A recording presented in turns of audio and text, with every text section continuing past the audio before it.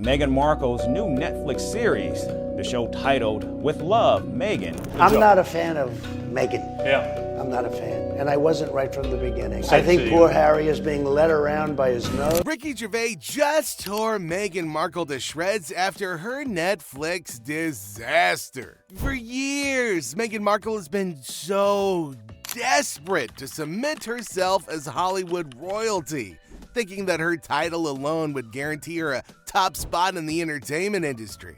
She saw herself as the next media mogul, a powerhouse in showbiz, and a cultural icon that everybody would respect, OMG. But the reality has not been so kind to this lady, and Ricky Gervais has also stepped up to burst her bubble after saying, "The problem with Meghan is that she still hasn't figured out that nobody, and I mean nobody, worships celebrities anymore in 2025. You tell her, Ricky, that sentiment is so 2023, girl, oh my god." But why exactly did Ricky, of all people, go after Meghan Markle, and why does it feel like Hollywood is finally turning its back on her? Well, let's break it all down and find out. It's been flip-flippity, flip-floppity, flip-flip-free for Meghan Markle lately. No, canceled projects, broken deals, and even her biggest industry allies pulling away. The Hollywood elites who once welcomed her with open arms are now distancing themselves like she's a rotting baby diaper in the open sun. The media narrative is shifting here. Even former allies in the press who once championed her as a modern feminist icon, gal power, are now questioning her decisions and choices. From her failed Netflix deal to her struggling brand, it seems like Meghan's media empire is crumbling before our very eyes. And then, just when you think it couldn't get any worse, Ricky Gervais decided to step into the arena. Now, if there's one person you really don't want coming after you, it's him.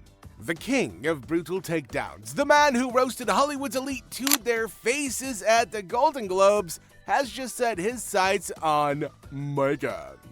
And let's be honest, when he comes for you, there's no coming back.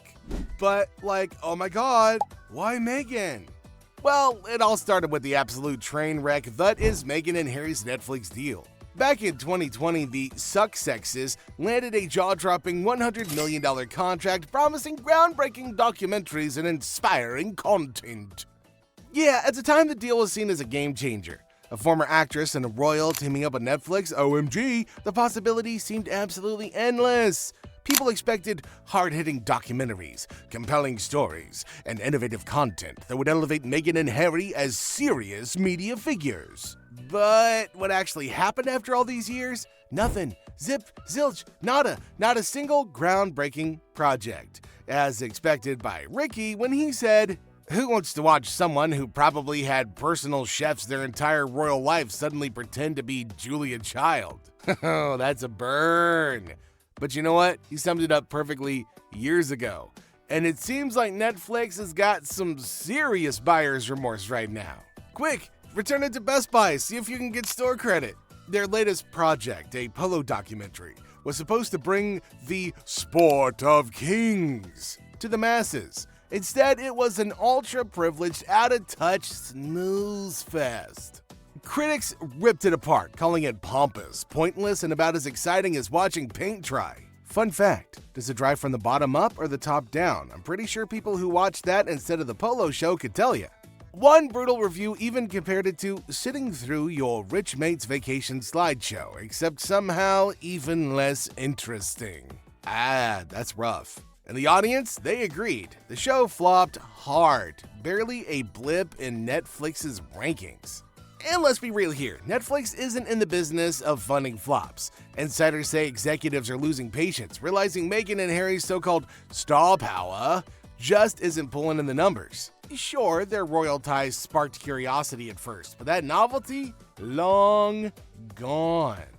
And here's the thing, it's not just Harry taking the loss. Meghan's flopping just as hard, and Ricky predicted the outcome correctly when he said, "You can cling to your royal connections all you want, but when you lack talent and passion for your work, it's not going to end well for you." Well, he was right. Her upcoming Netflix show, Withlove, Meghan, is already shaping up to be another PR disaster. Even before airing, the backlash started rolling in. People are asking, what exactly does Meghan know about lifestyle content exactly? Now, this is somebody who spent years running from Hollywood while simultaneously trying to force her way in. Critics say she lacks the experience, the originality, and most importantly, the authenticity to pull off a show like this. And if there's one thing audiences can smell from a mile away, it is fake.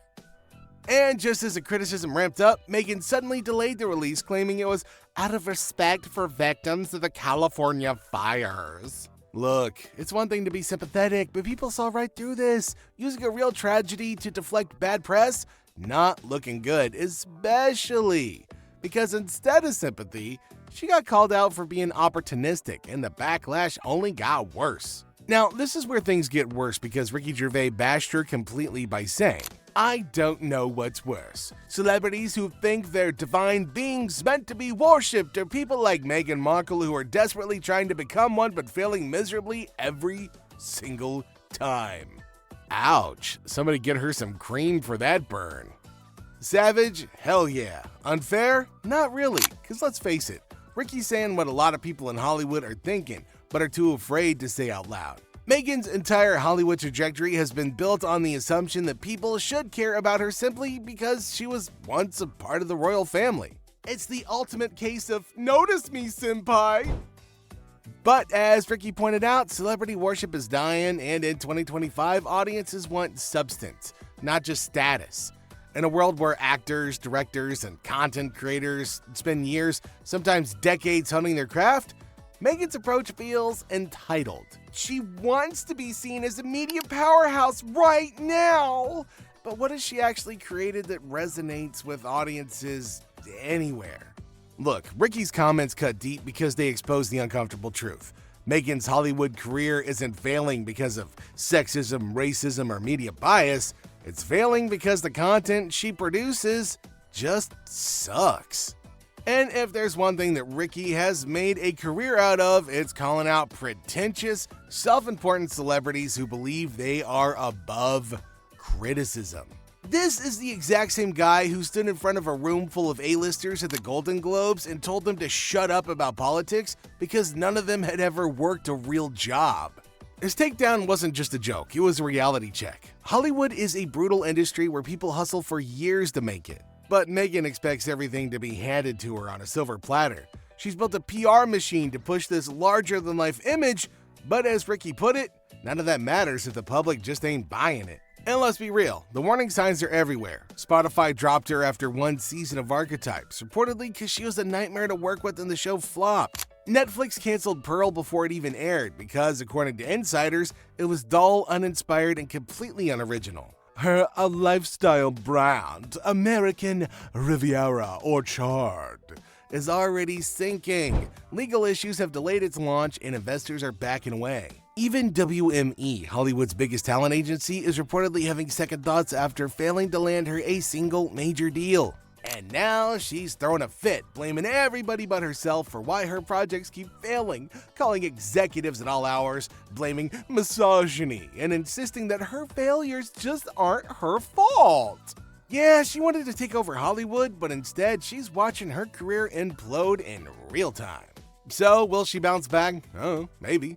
But only if she changes her approach, and that means less entitlement, fewer excuses, and a whole lot more actual effort. But if she refuses to change, then that Ricky Gervais takedown is gonna be her Hollywood obituary.